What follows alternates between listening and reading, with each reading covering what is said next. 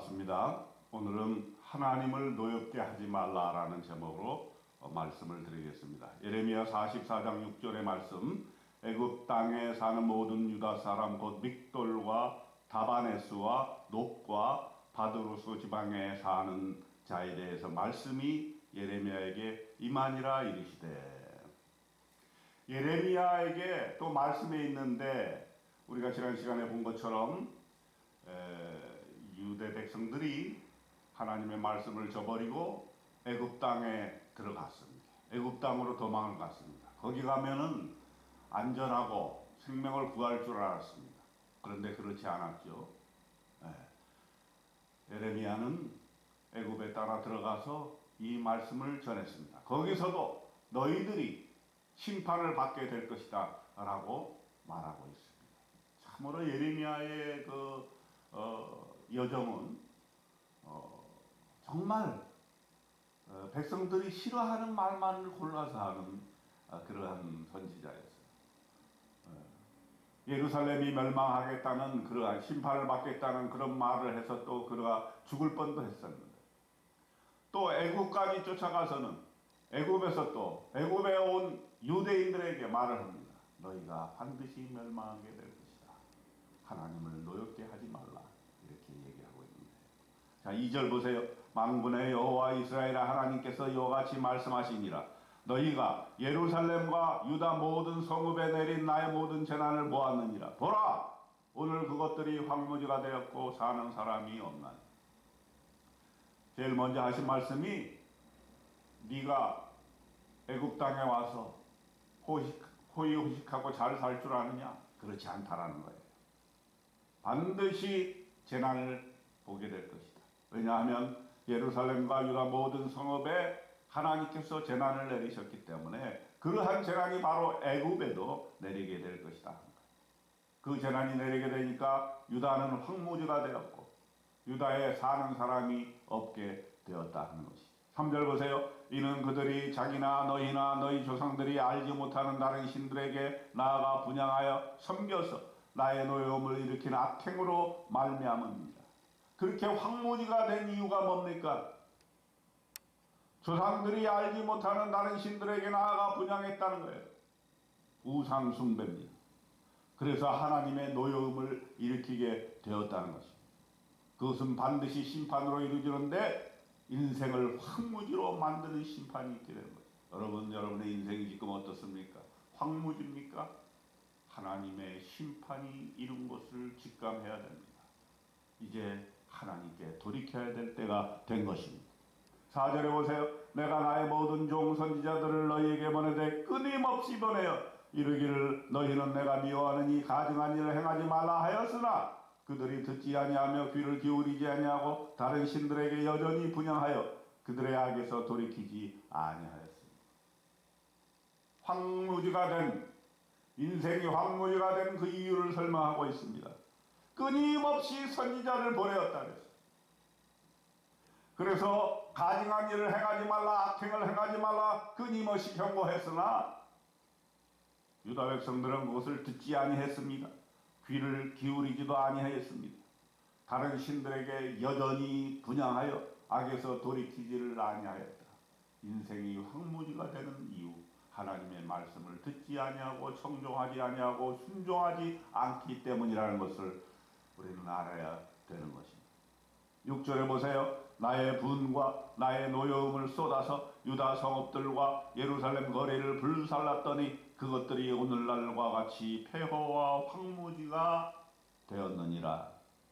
하나님의 노여움을 산 것, 하나님을 화나게 만든 것, 이것은 뭡니까? 우상 숭배인 것입니다. 그래서 하나님은 유다 성읍들과 예루살렘 거리를 싹 불살라 버리셨습니다.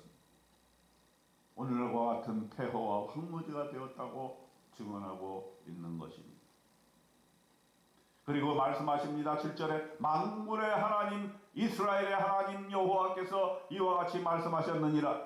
너희가 어찌하여 큰 악을 행하여 자기 영혼을 해하며 유다 가운데에서 너희 남자와 여자와 아이와 젖먹는 자를 멸절하여 남은 자가 없게 하려느니.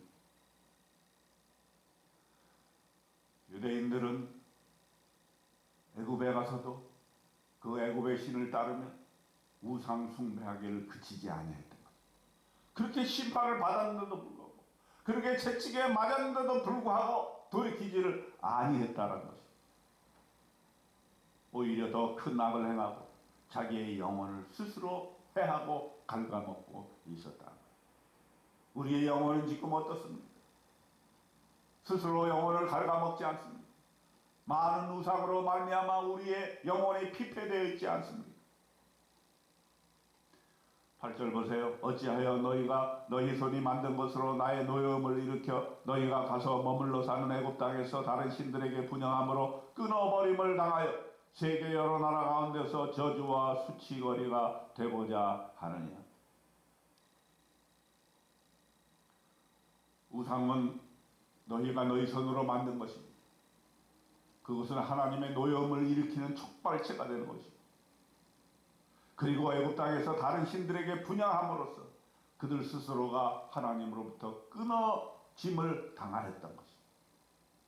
그 결과 세계의 여러 나라에서 저주와 수치거리가 되는 것입니다. 쟤네들 옛날에는 하나님 믿는다고 그렇게 떠들더니 이제는 하나님을 버리고 우상을 숭배하여 적골이 되었다. 세상 사람들이 더 잘 알고 더 잘 판단하는 것입니다. 9절 보세요. 너희가 유다 땅과 예루살렘 거리에서 행한 너희 조상들의 악행과 유다 왕들의 악행과 왕비들의 악행과 너희의 악행과 너희 아내들의 악행을 잊었느니 그들이 오늘까지 겸손하지 아니하며 두려워하지도 아니하고 내가 너희와 너희 조상들 앞에 세운 나의 율법과 나의 법규를 지켜 행하지 아니하느니라. 그들은 아직도 겸손하지 않습니다. 하나님께 무릎을 꿇지 않았습니다. 하나님을 두려워하지도 않았습니다. 정말 이상한 일입니다. 그렇게 심판을 받고서도 아직도 정신을 못 차리고 있는 것입니다. 우리가 혹시 그러한 인생 아닙니까? 하나님께로부터 매를 맞고 하나님께로부터 심판을 받아서 어려움에 봉착하고 어두운 길을 가고 있는데 그럼에도 불구하고 아직도 정신 차리지 아니하고 하나님을 도외시하고 하나님을 멀리 떠나 있다면 여러분 겸손하게 주님 앞으로 나아가 무릎을 꿇어야 될 것입니다. 11절에 보세요. 그러므로 만군의 여호와 이스라엘의 하나님께서 이와 같이 말씀하시니라. 보라, 내가 얼굴을 너희에게로 향하여 환난을 내리고 온 유다를 끌어버릴 것이며 12절에 내가 또 애굽 땅에 머물러 살기로 호집하고 그리로 들어간 유다의 낳은 자들을 처단하리니 그들이 다 멸망하여 애굽 땅에서 엎드러질 것이라. 그들이 칼과 기근에 망하되 낮은 자로부터 높은 자까지 칼과 기근에 죽어서 저주와 놀램과 조롱과 수치의 대상이 되리라. 13절의 결론입니다. 내가 예루살렘을 벌한 것 같이 애굽 땅에 사는 자들을 칼과 기근과 전염병으로 벌하리니. 애굽은 멸망하지 않을 줄 알았어요. 애굽은 다치지 않을 줄 알았어요. 그곳에 가서 살면 안전할 줄 알았어요. 유대 백성이 그랬습니다. 그래서 하나님의 명령에도 불구하고 그들은 이스라엘 땅, 예루살렘 땅에 남아있지 아니하고 애굽 땅으로 가는 길을 선택했는데 예레미야는 그것을 막아보려고 하나님의 말씀을 전하지 않았습니다. 예루살렘 거민들아, 애굽으로 가지 마라.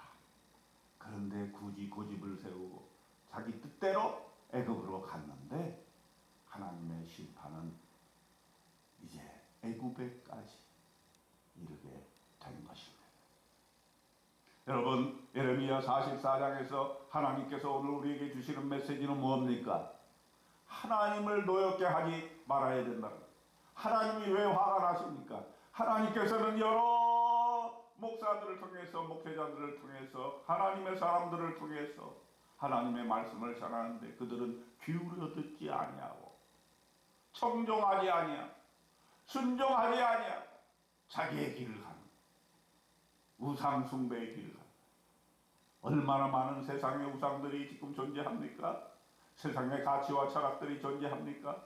그러나 우리는 그것을 거부하고 우리의 길을 가야 되는데도 불구하고 우리는 하나님의 말씀에 순종하지 아니했다는 것입니다. 그래서 하나님께서는 칼과 기근과 전염병으로 인생을 황망하게 만들어 준 것입니다. 우리의 인생이 혹시 황무지가 되어 있다면 다시금 하나님 앞에 돌아와서 하나님께 순종하고 겸손하게 무릎을 꿇는 오늘 하루 되시기를 주님의 이름으로 축원드립니다. 아멘.